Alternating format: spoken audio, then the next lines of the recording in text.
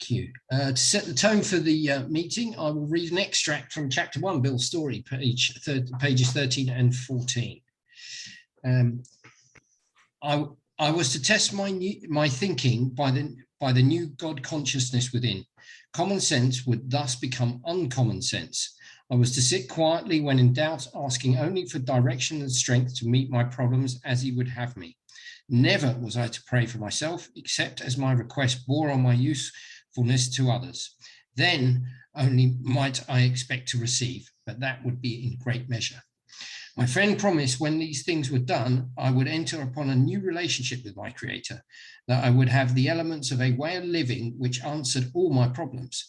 Belief in the power of God, plus enough willingness, honesty, and humility to establish and maintain the new order of things were the essential requirements. And the topic of tonight's meeting is working step 10 with a sponsee, and Tim will share anything between 30 and 45 minutes on the topic, after which the floor will be opened for questions rather than the typical sharing. And with that, I will now hand over to Tim. Thank you, everyone. Can you hear me, Alistair? Good, thanks.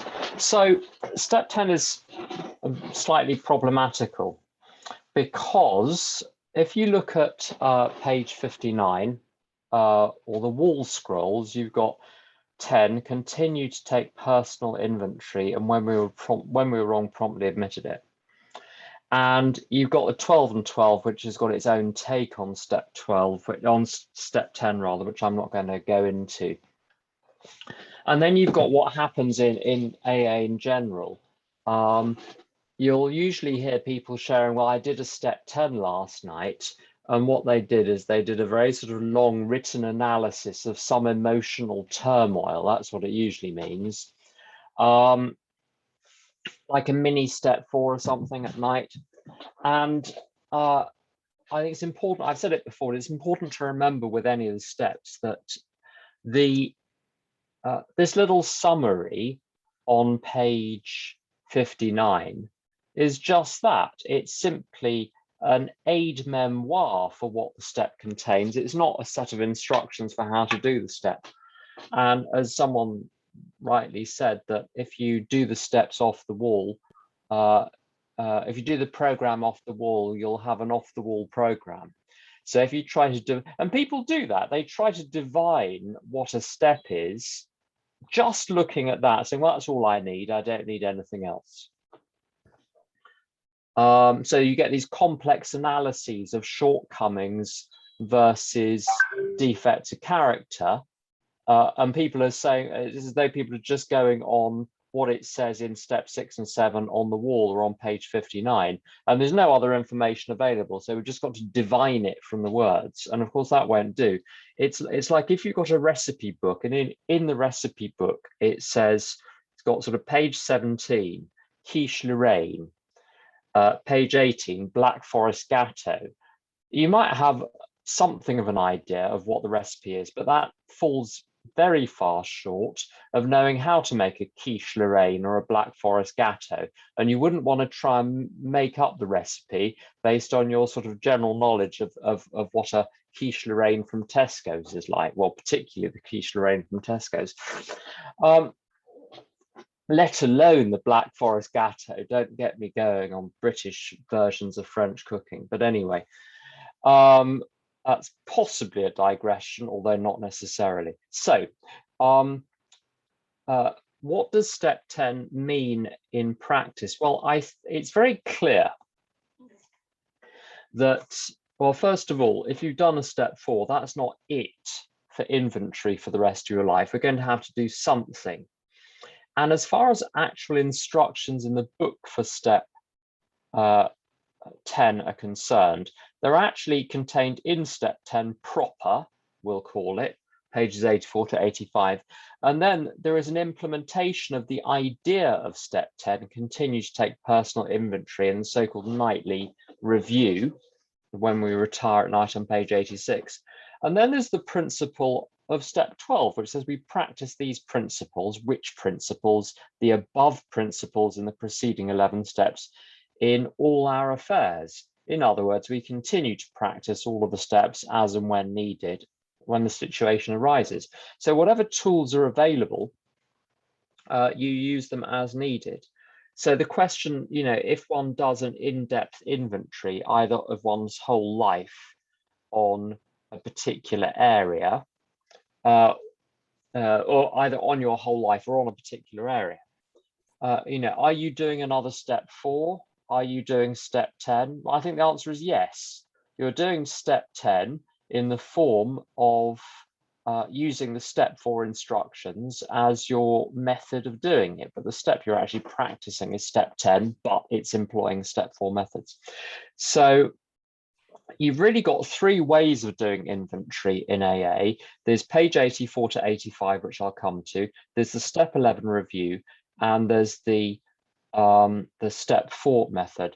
And I don't know about your sponsees, but mine occasionally have a tiny little tendency to be a little bit self-absorbed. And I have a tiny little tendency to be a little bit self-absorbed at times. So I have to be very careful with inventory that it doesn't become socially acceptable form of self-obsession. So the first principle I introduce with people is, yes, you're going to need to continue to take inventory. But what we want to do, it's like if you've got a bacterial infection, they first of all give you the standard antibiotic, and if that doesn't work, they'll escalate to a more potent one. And if you're really struggling, they'll go to the special cupboard and get the very, very special antibiotic, which they don't want to release, and have create resistant bacteria, so that it's under very controlled conditions that they will administer certain bacteria, and I think certain antibiotics. And so I think it's the same with the continuing to take personal inventory. I think one should adopt the step 10 practice per the big book very, very frequently. The nightly review with a lightness of touch, but we'll come to that when we do step 11, and the step 4 style inventory, either resentment inventory, the page 67 questions, the fear inventory, the sex inventory, and the construction of a sane and sound ideal, only infrequently.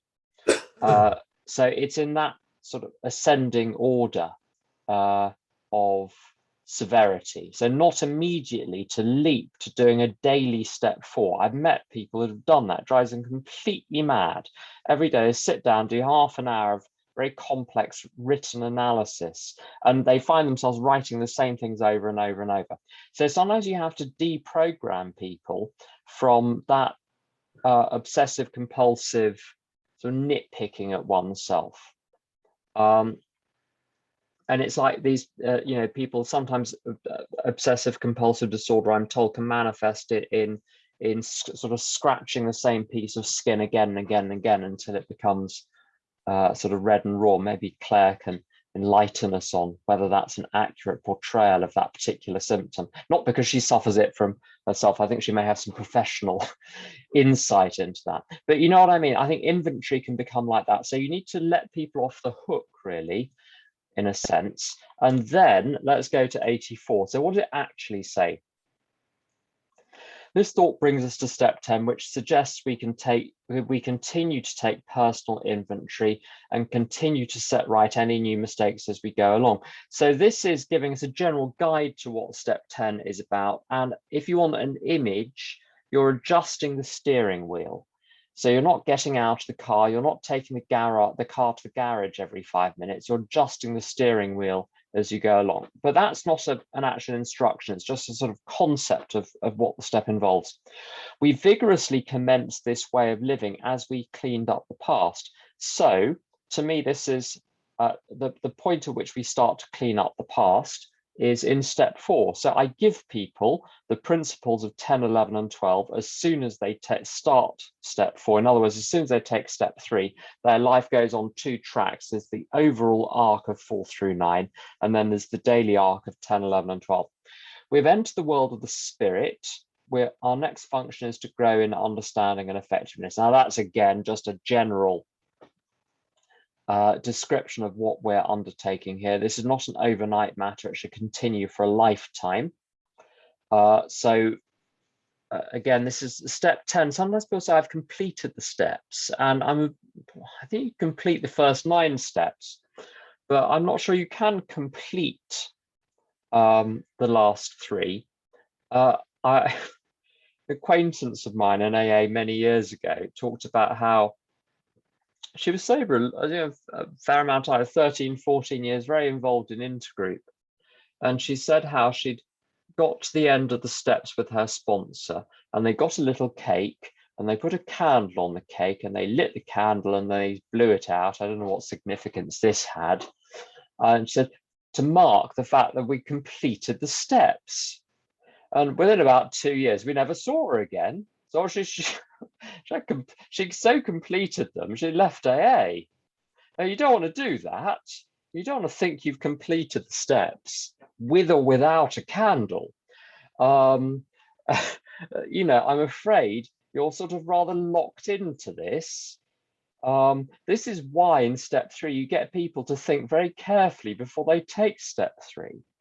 Do you want to do this for the rest of your life? And now you only have to swallow it a day at a time. It's like with laundry, or, do you commit to doing laundry for the rest of your life? Do you commit to brushing your teeth for the rest of your life? Yes, but you don't have to pre-brush your teeth for the next 60 years. You just have to commit to the daily actions.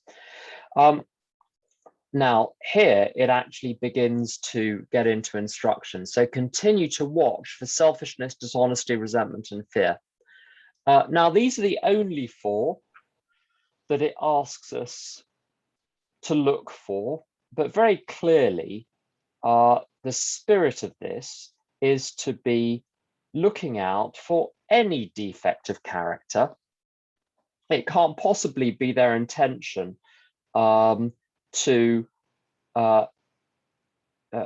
simply watch for these, but if you've got a problem, I don't know, with sort of punching people in the face or something, well, don't worry about that. It's not on the list of 4, so you can do that. You can go to don't Quick Save even exists anymore, but you can go to Lidl and punch people in the queue if you want, because that's all right.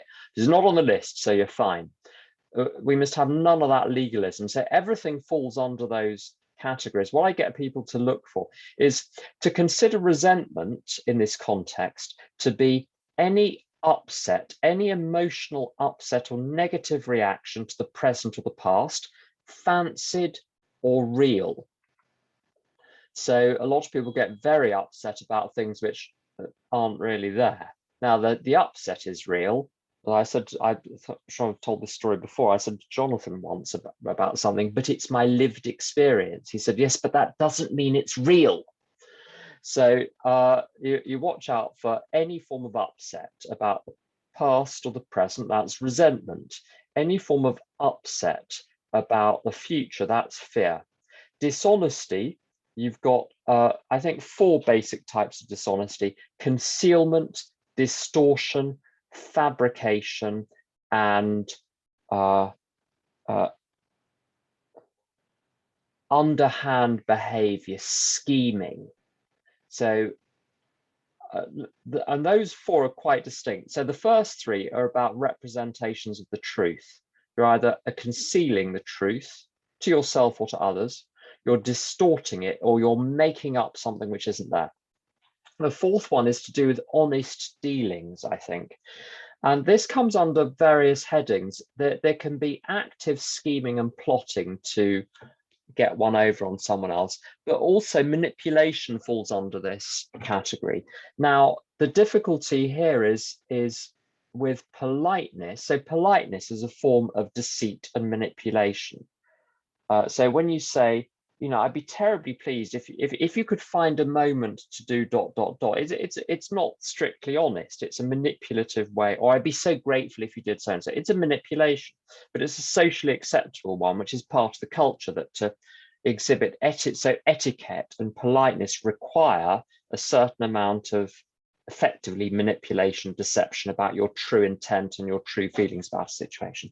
We're not talking about that. We're talking about something which crosses the line in terms of manipulation or scheming or deception of another person. And selfishness is a very, very big bag indeed, which contains everything else. So every other defect of character is essentially a form of selfishness, putting oneself in form of ahead of someone else. The two things I would add to this list, which they are comprised within it one way or another, but particular mental habits to watch out for are fantasy and nostalgia. You can slot them in, whether you slot them under dishonesty or selfishness, it doesn't really matter. But I find it can be very helpful to keep a particular eye out for those, and to also recognize that these come in sometimes unrecognized forms. So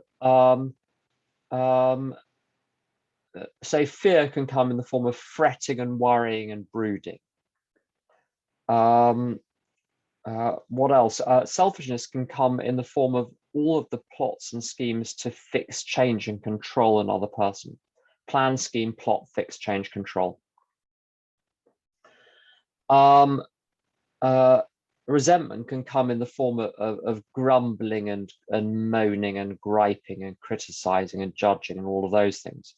So really, one must be watching out for the full range of everything one is capable of. Now, the question is, there's an important principle here to convey. I've had sponsees object, understandably, to steps 10 and 11, particularly the review part of 10 and 11, or 10 or 11 rather, the nightly review. Sorry, I'm a bit tired this evening, so I'm slightly all over the place. People object to those steps on the basis that, well, we're being hard on ourselves. We're very, very hard on ourselves. And one of my people will say, one of my character defects is beating myself up, and another one is perfectionism. And I'm not going to do this because it's just beating myself up and it's just being perfectionistic. If your arm was broken, you wouldn't say, well, I don't want to seek perfect restoration of the motor function in my left arm, because that's just being perfectionistic. So I shall put up with a broken arm. One wouldn't do that. And also one wouldn't, if you went to the doctors and you had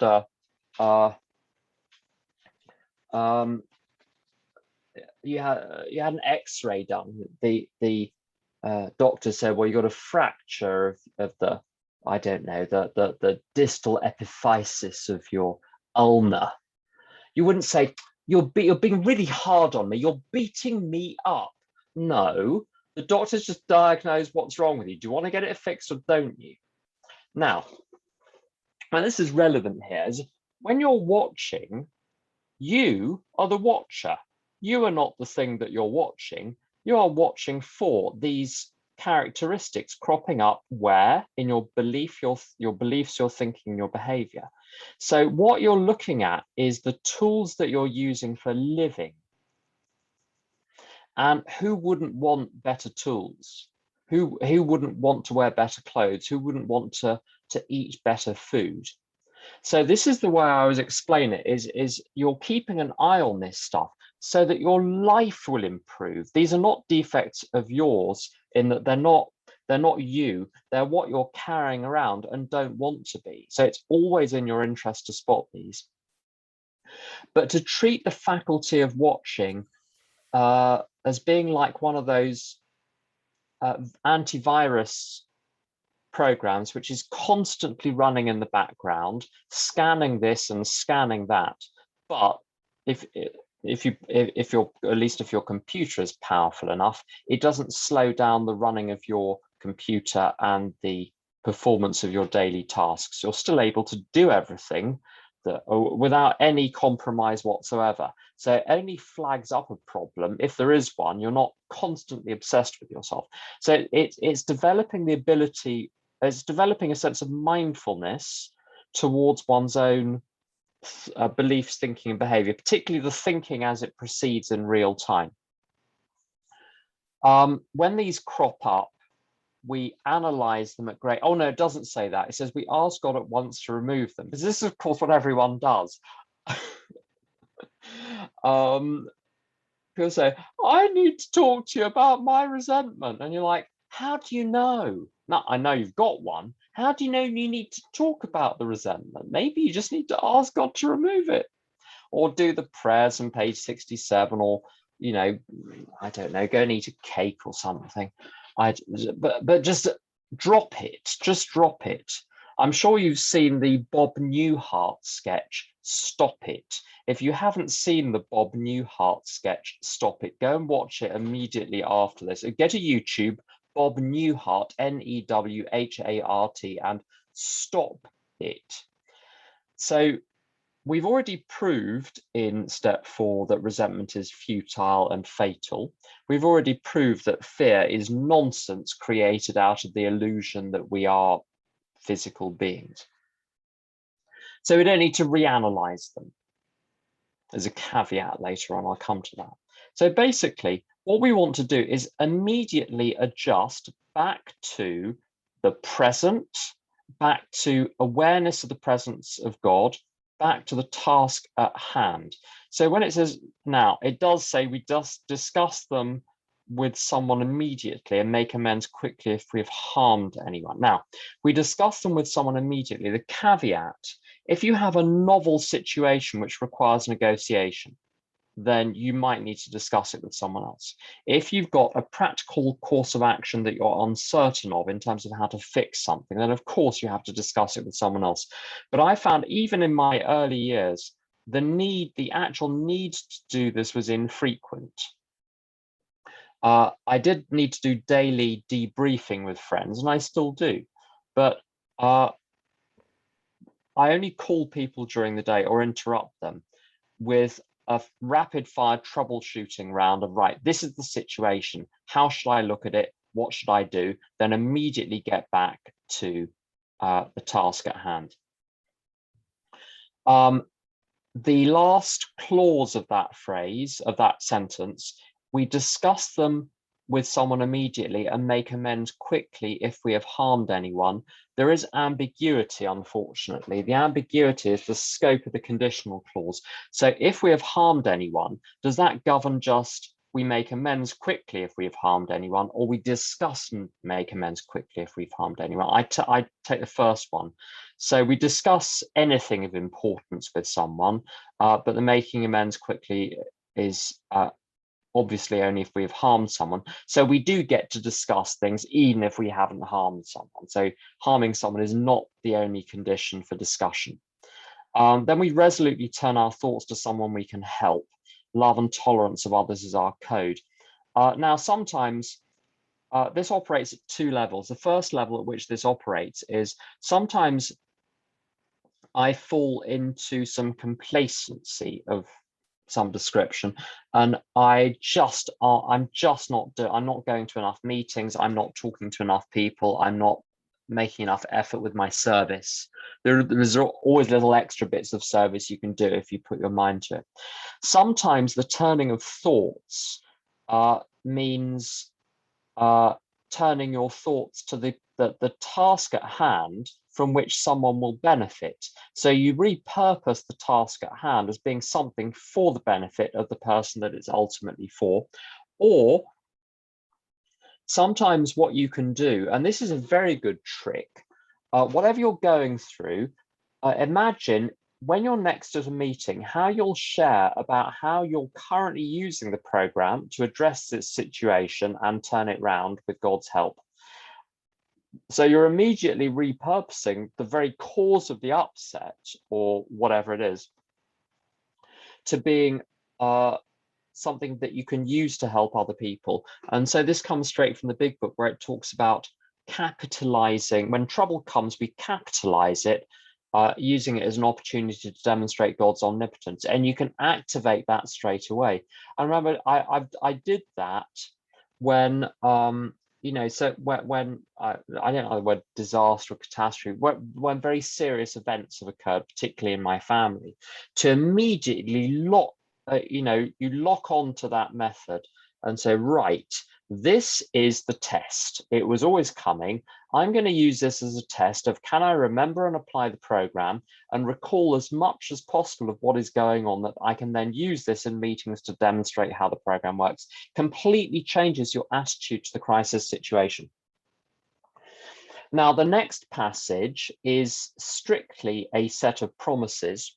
What I encourage people to do, there are a couple of things here that I can use. I can turn them into instructions. So the one tries to make the most out of this. We have ceased fighting anything or anyone. And to practice using this as a corrective measure, who in my life am I currently in conflict with? What would happen if I stopped fighting? And fighting can come in all sorts of forms. It can come in the form of arguing, answering back, fixed change control. It can come in the form of repeated requests, when one request would do, like if you request something once and the person doesn't do it, they have, you know, when people say, I haven't been heard, no, they've heard you, they just don't, they're just not going to do it. And so you don't, so fighting can take all sorts of different forms, just to leave things be. Other good examples of how you can encourage people to do this is someone, I don't know where this tape is going, but well, I'm just going to go for it. Someone called me a couple of years ago about their home group. And they said the group consciences were going on for like 2 hours, and they had a backlog, having a group conscience once or twice a month. And they had a backlog of about 4 months of suggestions from people about how to change the group. And ceasing fighting can be, just go to your home group, share for 3 minutes and keep your mouth shut. In business meetings and group conscience meetings, there's nothing worse than a group where you've got sort of 47 people trying to basically fight the reality of what the group is and trying to change it the whole time. So just to leave as many things be as possible, leave as many people be as possible, reserve, keep your powder dry, and pick your battles. What else can we look at here? We feel as though we've been placed in a position of neutrality, safe and protected. I have mentally a sort of space I can go to, which is a place of complete neutrality in which I'm safe and protected. And I encourage people to visualize this themselves, particularly in the minutes before going to sleep, imagining like your being, your spirit, your aura, whatever you want to call it, traveling to this place, which is real reality, with this realm being like a shadowland or a stage, and the other place being real reality, where everything is neutral, where everything is safe, where you're protected. And I'm in a position now, because I've done this such a lot, I can just go like that and be there, and I'm fine. It's a very helpful thing to foster. So this stuff will happen automatically, but it doesn't hurt to give it a helping hand. So there's no conflict between turning everything over to God and doing your bit. And the principle here is God will do for you what you can't do for yourself, but God won't do for you what you can do for yourself. It is easy to let up on the spiritual program of action and rest on our laurels. I think it's well said that the laurels are the sense of achievement from having completed the first 9 steps. Sometimes people say they're resting on their laurels. Now, unless you've finished the first 9 steps, it ain't your laurels you're resting on. It's something else. You might want, I don't want to alarm you, but you might want to just stand up and see what you're sitting in, because it ain't laurels. We're headed for trouble if we do for alcohol as a subtle foe. We're not cured of alcoholism. What we really have is a daily reprieve contingent on the maintenance of our spiritual condition. And now that's all lovely, blah, blah. Now we have the instructions. Every day is a day when we must carry the vision of God's will into all of our activities. I get an exercise I get people to do. I don't know if I mentioned this before, but it won't hurt to mention it again, because we've all got goldfish brains. the book talks about a sane and sound ideal on page 69 as a problem-solving tool. Here it talks about the vision of God's will.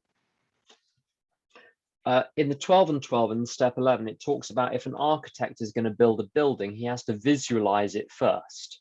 Otherwise, nothing is going to get built. And on page 83, it talks about there is a long period of reconstruction ahead. And of course, reconstruction can't take place without a vision. Now, I think there's a balance here between, on one hand, asking God what to do in the moment and being flexible and adaptable and all of those things. But I think it's also important when I get to the end of a step 9 process with people, I get them to do something that I do whenever I'm in trouble in an area, is to have a sane and sound ideal, stroke vision of God's will for me in that area. So those are beliefs, thinking patterns, and behavior patterns which act as corrective measures to current problems, so that I've got a sense of what I'm trying to do. So one of the things I've had with sponsorship, which I'm gradually getting better at, is I'm a little more patient than I used to be. And so when the phone is ringing, when I see it ringing, the vision of the sane and sound ideal, the vision of God's will is to be patient, to try to sit down rather than pace. All sorts of other little tricks to make sure that I'm responding in as measured a way as I can muster on the day in question. So I'm not just going into situations blindly. I'm going in with a sense of what I should be. Now, the progress towards those sane and sound ideals, if you're anything like me, is painfully and embarrassingly slow, but it's better than nothing. And I don't know what the alternative is other than to have that vision of God's will. How can I best serve thee? Thy will, not mine, be done.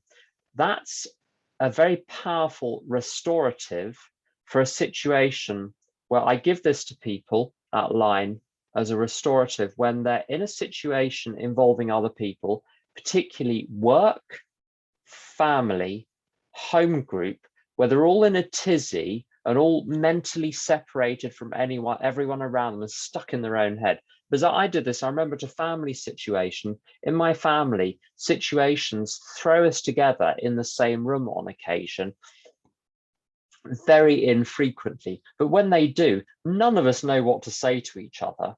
And we can just about put names to faces, but it's awkward, it's embarrassing. People make the most appalling small talk. I mean, small talk that people have to leave the room. They're so embarrassed about how trivial and unreal it is. I remember a particular canard going on for about 20 minutes one year about whether or not they have Christmas crackers in France, and someone actually could not stand. They had to leave the room because they were going to explode. And these situations are so tense. I just say no now. I just don't go. Everything's much happier. But in situations like that, I would, as soon as I say, God, how can I best serve thee? Thy will, not mine, be done. I can start to contribute more constructively and humanly to the situation. These are thoughts which must go with us constantly. So I think step 10 is a game of two halves. You're on one hand spotting all the stuff you shouldn't be doing, particularly with your mind. People get quite good at behavior after a while in AA, but the mind seems to be the thing which takes the longest time to catch up. So on one hand, on page 84, you're spotting all the problems, and in step 10 on page 85, you're saying, well, what's the solution? The solution is to be constantly thinking, what can I constructively contribute to this situation? We can exercise our willpower along this line. All we wish is the proper use of the will. So this resolves the question of, if I let go, does that mean I sit there like a potato? No, you engage vigorously in the world. And there's a line earlier on that we're intelligent agents of God's ever-advancing creation. So it doesn't mean that one's not vigorously active. It's just the power, the direction for the vigorous activity, and the power comes from God rather than from selfish demands. And the next bit is a bit of blah, blah. It's very nice blah, blah, but it is, there's no instructions in it. But much has already been said about receiving a strength, inspiration, and direction from him who has all knowledge and power. So when people have a a problematical conception of God, I say just write down what you think your concept of God is. Now I tell them to rip up the piece of paper and say, go with this. So who is God? God is that which has all knowledge and power and is the source of strength, inspiration, direction. Go with that for 5 years, 10 years, and then come back and see how that works. It's a great definition of the higher power. What is God? The repository of all knowledge and all power. What do you get from God? Strength, inspiration, and direction. And you can turn it into a prayer. Oh, you who have all knowledge and power, please give me strength, inspiration, and direction. And that's not a bad prayer. And the next bit, you have to caution people. If we've carefully followed directions, we've begun to sense the flow of his spirit into us. To some extent, we have become God conscious. We have begun to develop this vital sixth sense. Now, what some people understand this to mean is that you sort of have some paranormal experience. And if you're not having a paranormal experience with the presence of the actual creator of the universe in your living room with you or inside you, then if you don't have that experience, well, I'm obviously doing something wrong. And there are some lovely people in AA who wax very lyrical about very conscious experiences of God. And that is very, very good. But I don't know if what they're experiencing is that or if it's something else.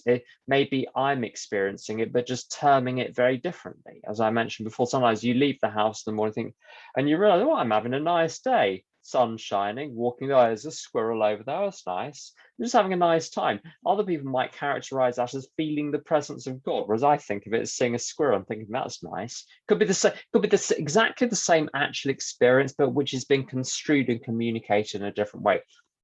So just because the sponsee doesn't feel the spirit of God, the Holy Spirit moving within him, doesn't mean something has gone wrong. And in fact, if they do, it could be a sign of a mental health issue, which indeed sometimes it is. So I had someone once who started to experience God in a very kind of real and tangible way. And the vision started to become sexualized, which I don't think is helpful. I don't think that's part of the program. Now, if that happens, you might want to tone down the step 11 and just keep it super practical. So you've got to be slightly careful with that. Now, the question is, well, what does it mean? It means that you are more likely than otherwise to remember to call your mother. You start to realize 2 days before the laundry tablets run out that you need to go and buy some new ones rather than only realizing once they've run out. It's remembering to do the things you said you were going to do. It's saying something particularly acidic, and for the first time in your life realizing, oh, I shouldn't have said that. I'm going to apologize right now. So you think that the flow of God's spirit into you is some sort of uplifting, like being lifted on angel wings. Very often it's a sudden and new sense of responsibility and guilt for things undone. That's how you know that God is when you now feel guilty for things which are wrong, which you wouldn't have batted an eyelid. What do you bat? Eyelids, eyelashes, whatever.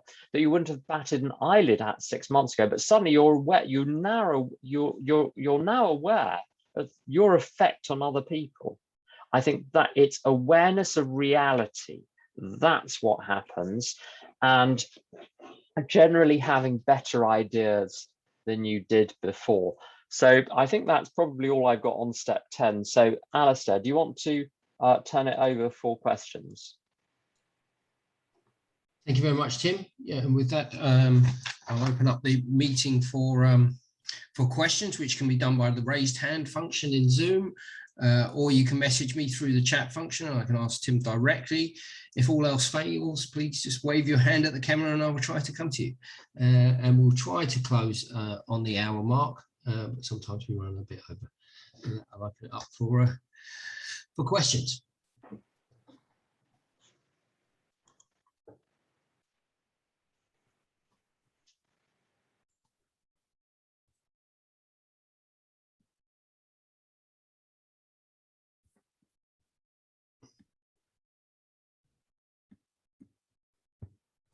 Seamus.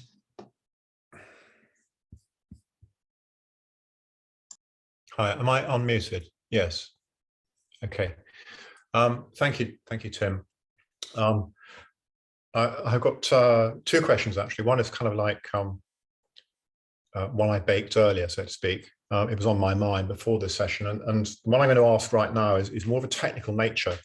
As the pre-baked question relates more to the 12 and 12, I won't ask that unless we have time. But the technical question is to do with the big four. So we've got to continue to watch for selfishness, dishonesty, resentment, and fear. I've always found a very helpful list. If you're trying to simplify people's approach to step 4, look no further. These are the big ones. But there is something a bit odd about it, which I never really understood, never really dared to articulate my uncertainty about it, which is that the list is in a different order from what we had in step 4, where we're told that resentment is the #1 offender, and lying behind that is selfishness, dishonesty, self-seeking, and fear. So that's a different list. And then again, if you go back to step 3, you've got first selfishness, which is defined as being, have I lost the place? To do with self-centeredness, resentments, and self-pity, and then selfishness being driven by 100 forms of fear, self-delusion, self-seeking, and self-pity. Now, I can almost hear the answer ringing in my ears that these are concepts which are inevitably fuzzy at the edges, overlapping. They don't lend themselves to crisp definition. But I have to. There's certainly been times in my own recovery, and when I've been trying to help other people, perhaps, when I'd have given my IT through a Venn diagram. If the big book had been written by the Harvard Business School, at some point there would have been a Venn diagram showing how these concepts overlap and kind of interlock with each other. So that's my question, really. Is there any significance at all to be attached to the varying orders? And just one further point on that. When you were talking about dishonesty, you didn't specifically mention self-delusion. And I've always thought that self-delusion seems to be the source of the problem more than almost anything else in the people that I find myself dealing with. It's the stories they tell themselves, which are very often, completely wrong. When you point that out, say, oh, I hadn't realized that, sort of end of problem. So I'll stop there. Okay, so there are lots of questions there. So just in the order that I remember them, this is like the generation game with the conveyor belt. If any of you are old enough to remember that, or British enough to remember that. So those forms of dishonesty, you've got concealment, distortion, fabrication. Those can be towards oneself or towards other people. So it's equal opportunities, but the same scheme applies to both concealment, distortion, or fabrication. So I think that covers that one. With the order, I'd be extremely hesitant to read an order into them without further evidence. There are some places where there are extraordinary coincidences with order. I'll give you one. It talks about when the spiritual condition clears up. Let me just get the exact quotation. I want to get the exact quotation out. On page 64, where is it?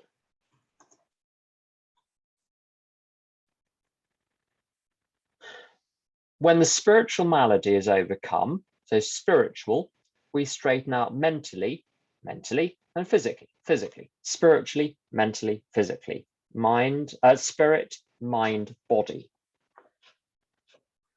So you get spiritually straight first, then your mind clears up, then your circumstances clear up third. And it echoes that later on in the big book, that the spiritual comes first, the material comes second. And in step 11 on page 86, when you ask God, what you ask God for is inspiration, an intuitive thought, or a decision, which mirror those 3 levels.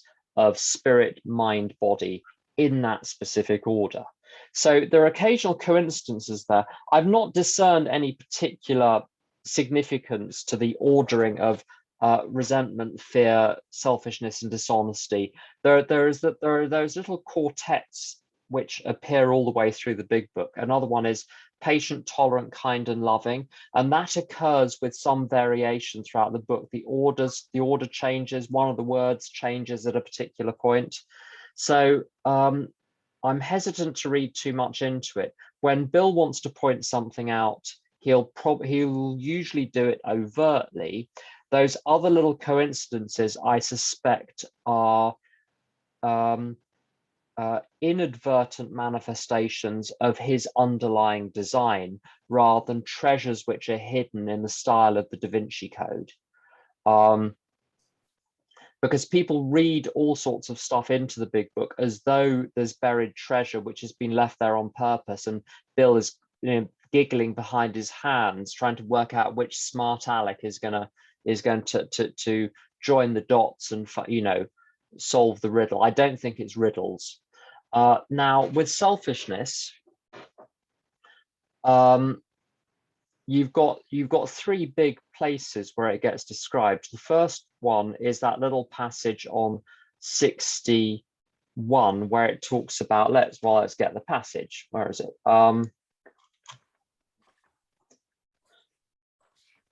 Or 62 rather. Selfishness, self-centeredness. And I mean, there it's presenting them as effective synonyms. That being one thing. It doesn't say those, it says that we think is the root of our troubles. Earlier on, it gives self-centered and egocentric as synonyms. By the way Bill uses dashes is to say the thing before the dash is the same as the thing after the dash, or the thing after the dash is entailed by the thing before the dash. So in step one, powerlessness entails unmanageability. They're not two unrelated notions. One entails the other. And because that's just how Bill uses dashes. So he's doing exactly the same there: selfishness, self-centeredness. And then it's got these other, then it's got the subdivisions of fear, self-delusion, self-seeking, and self-pity. So you've got that little cluster there. You've got the page 67 questions, which very clearly overlap. So on page 67, when you say, what are my mistakes? If you accurately answer, what are all of my mistakes, you'll capture everything that is self-seeking, all the fear, all the dishonesty, all the faults, all the wrongs, because all of those things are by definition mistakes. So those are deliberately overlapping terms. And then you've got a completely different usage here on page 84 with selfishness, dishonesty, resentment, and fear being a little quartet, which I think is supposed to capture the full gamut of human ills.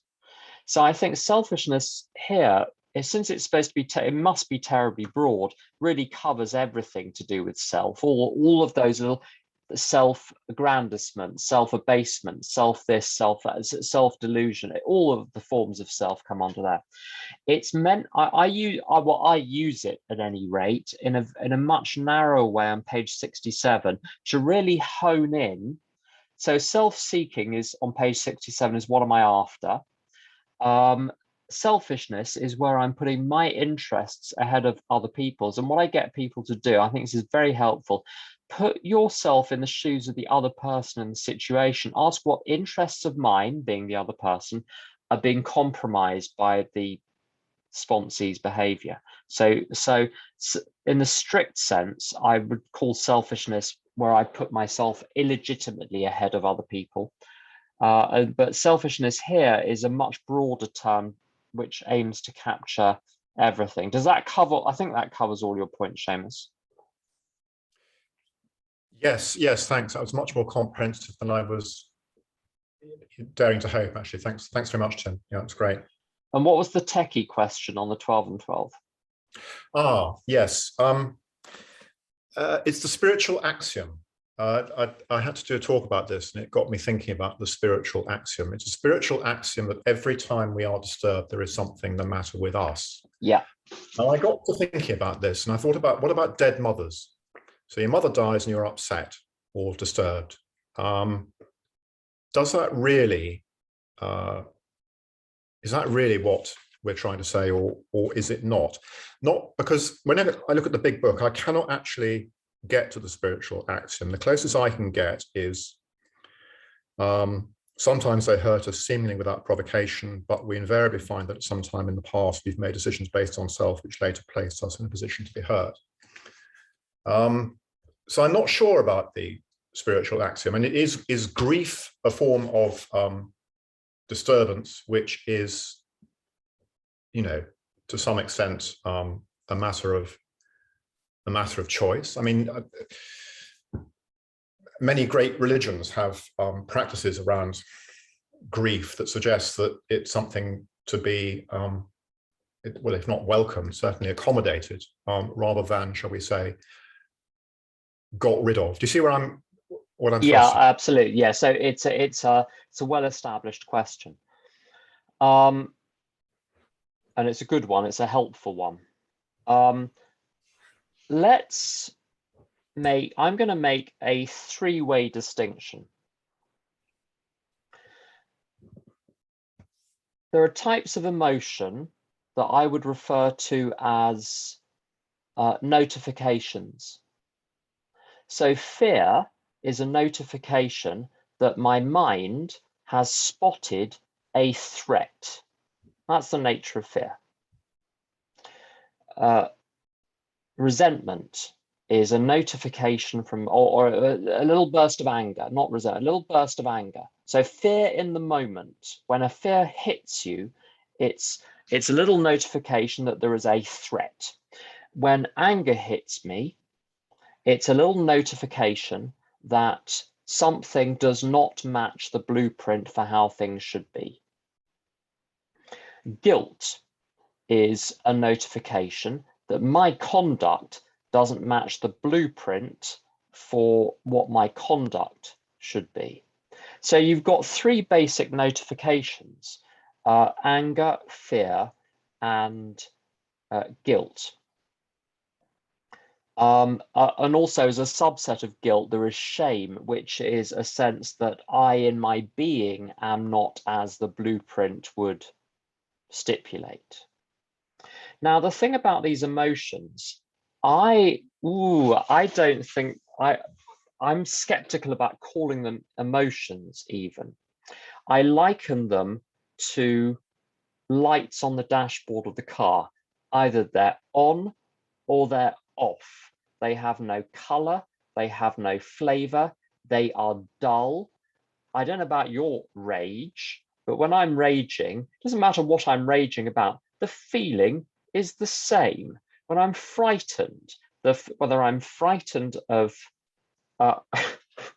something ridiculous and trivial or something world churning, the feeling is the same. They're not really emotions. And Rabbi Manis Friedman said a very extraordinary thing in one of his talks. Manis Friedman, he's very interesting, because almost everything he says is entirely unexpected. Some of his stuff is really for, for family only, as it were. Unless you're Orthodox and Jewish, it won't be of any relevance whatsoever, because he addresses specifically matters within that domain. But lots of his stuff is of universal application, and one's got to be slightly careful what one's listening to, but some stuff is completely impenetrable. But he said that anger is not an emotion. It's a barrier between you and the other person, which prevents you from feeling anything real. And I think there's something to that. So on one hand, we've got these notification style emotions. I'm using emotions in inverted commas. We've got these notifications. On the other hand, it depends what music you listen to. Some music is very monochrome emotionally. There's a lot of excitement, but there's not a lot going on emotionally. But if you listen to music which has got a lot going on emotionally, so I don't know, Mozart's either the 40th or the 41st Symphony,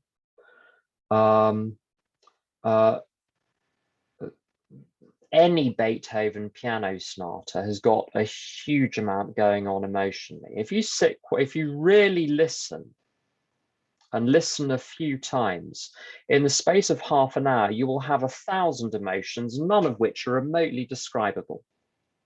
That's emotion. Or when you spend an afternoon with someone and you have this, and you're genuinely with them, you have this kaleidoscope of emotions, the same as when you're with small children or animals or with nature, kaleidoscope of emotions, all of which defy description. There's a categorical difference between a fire alarm and a symphony orchestra playing.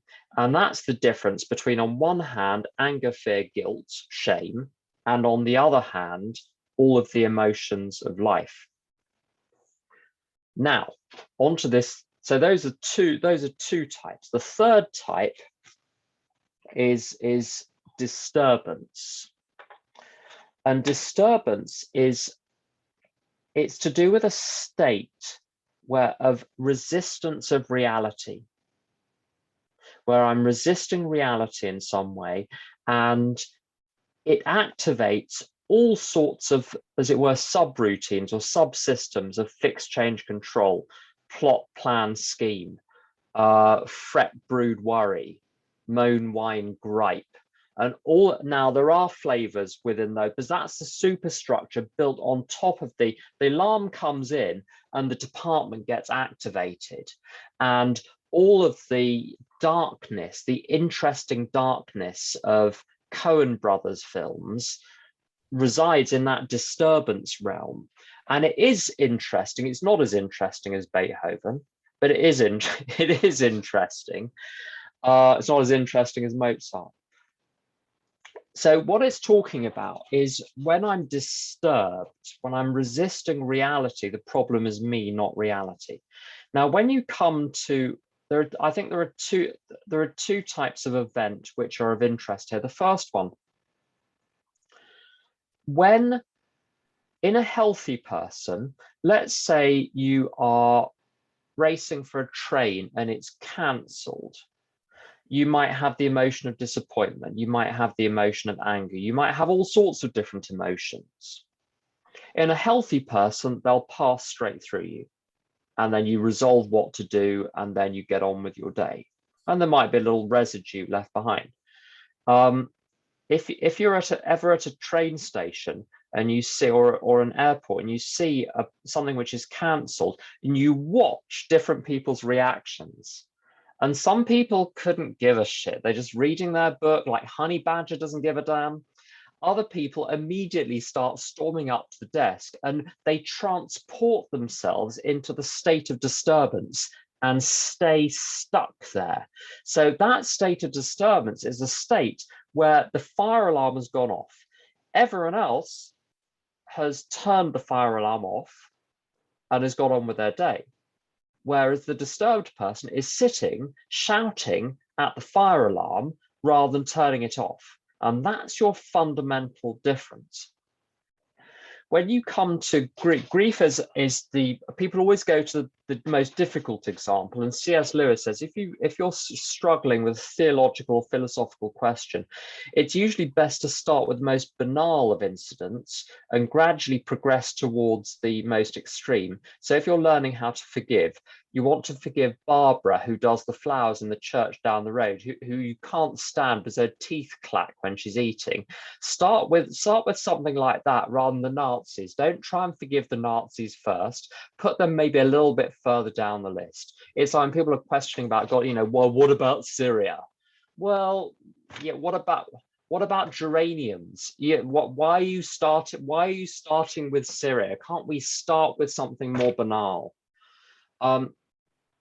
But the grief is a good example, and it's interesting for all sorts of reasons. Grief and death. Okay, let's cover both of those in the next minute or so.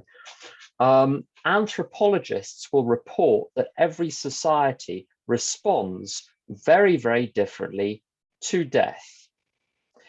If you look at reports of how people would deal with infant mortality in the Middle Ages, very, very different to how people respond to infant mortality now. The same with death in the community, death in villages.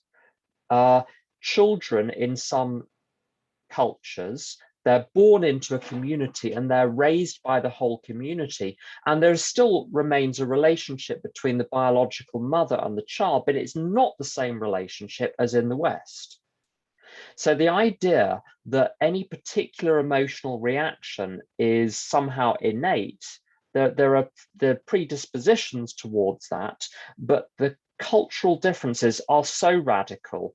I'd be very hard pushed to say that one is necessarily condemned to a particular reaction. And the best examples of this, two examples, if you hang around very old people in AA, you'll see a lot of them die of cancer, mostly because of smoking. So usually lung cancer or pancreatic cancer or liver cancer. It seems to be the things that get people. And you meet people who I've met a number of people over the years who died in AA of very, and pancreatic cancer in particular is a very, very difficult one for various reasons. And to watch people go through those experiences where one would say one is necessarily condemned to enormous amounts of emotional suffering, people to walk through those with grace and cheerfulness. And I've seen people walk through grief with grace and cheerfulness, but without even much resistance. So a lot of it has got to do with grief, particularly, a lot of it has got to do with the preparation for it and rejigging your attachments whilst the people are still alive. And if that rejigging takes place, you're going to have a completely different experience. You're going to have a completely different experience when the person dies. Now, when you have a very bad knock and you go into a grief process, either it can be because a person has died or because there's been a radical change. Often there is a very, very severe attachment which was created and fostered over many years.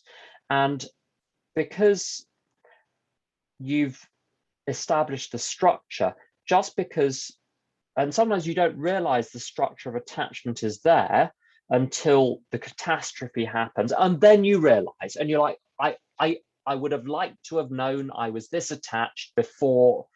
So I have no sense of smell now after COVID. It's just not coming back. And I wished I'd prepared for this, but I didn't. So I'm afraid you just have to go through the process. When the car stops, the momentum will mean that whatever is not nailed down will fly through the windscreen. You can't stop it on the basis you should have put a seatbelt on. So when something hits, even if there was a mistake of building an attachment, I'm afraid you have to go through the process. And it's too late to stop it because all of the events are in motion. But I think it's possible to walk through with sufficient preparation to walk through people walk through their own death experiences and walk through the grief of very significant losses without disturbance in the sense that it's described in the big book. So pain is inevitable, but suffering is optional was the phrase that was always given to me. And it says, although a situation was not our fault, so we're not responsible for situations, but we're 100% responsible for our contribution to them. And it talks about our troubles are not of our own making, are of our own making rather. Now, clearly there are events which are not of our own making, but the trouble is the disturbance about it. So it's not, I mean, I've tried to give as comprehensive an answer as I can to essentially what is a philosophical question which keeps people, keeps philosophers in clover, in as far as they're ever in clover for decades. But that's the short answer, Seamus. Thanks.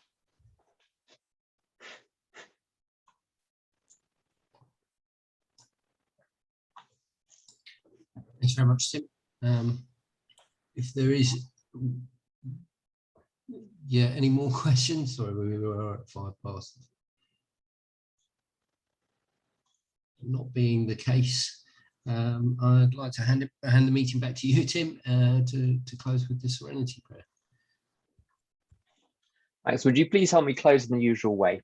God, grant me the serenity to accept the things I cannot change, the courage to change the things I can, and the wisdom to know the difference. Thanks, Tim. Thanks, everyone. Thanks, Thank you. Alistair. Bye-bye. Thank you. Bye. See you all.